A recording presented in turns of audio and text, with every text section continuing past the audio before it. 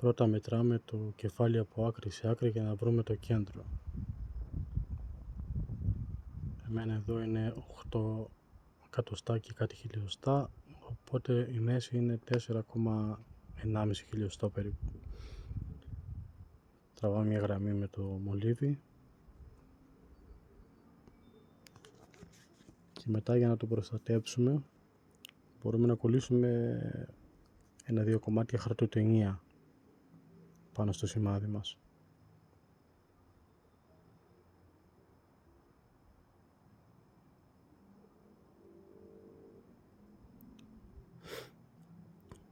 Σημειώνουμε πάλι το κέντρο, παίρνουμε το διαβήτη και βλέπουμε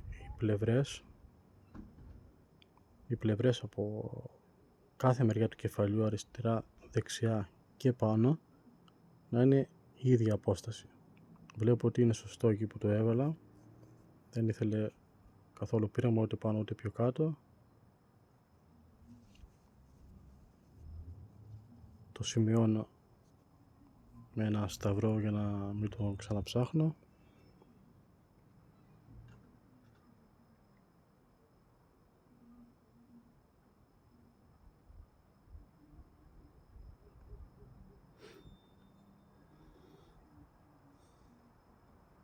Και τώρα χαράζω με το διαβήτη μου την εσωτερική γραμμή πρώτα.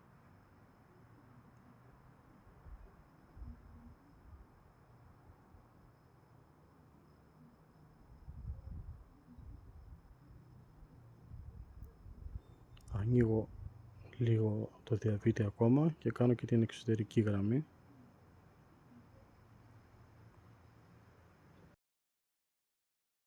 Τώρα θα χρειαστούμε ένα εργαλείο με στρογγυλή μύτη και ένα σφυρί για να κάνουμε το τσουκάνικο φωτοστέφανο.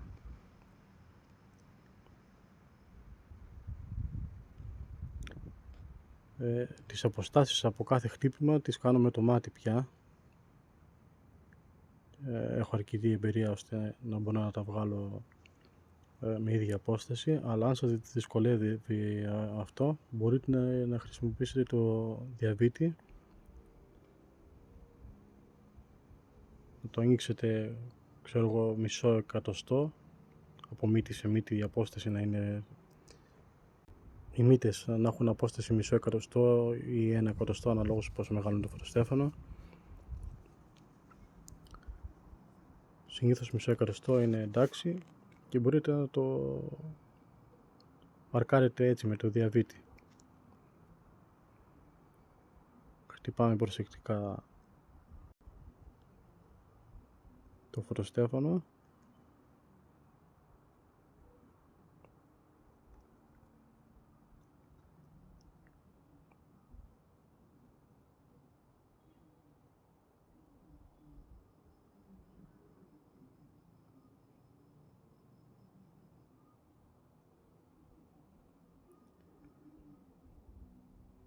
Βλέπετε, εμένα μου παίρνει λίγο παραπάνω ώρα γιατί είναι με το μάτι.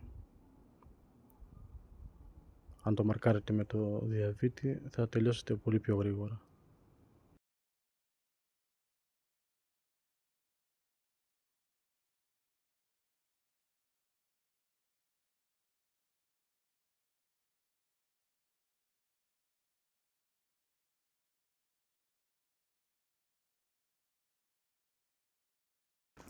Ξαναβλέπω τα χτυπήματα, αν σε κάποιο έβαλα πιο λίγη δύναμη και δεν φαίνεται καλά, το ξαναχτυπάω.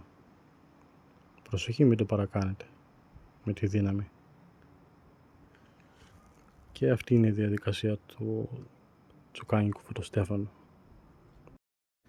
Ευχαριστώ που είδατε το βίντεο, ελπίζω να σας φάνηκε χρήσιμο και ένα πολύ μεγάλο ευχαριστώ σε όλα τα μέλη του Patreon.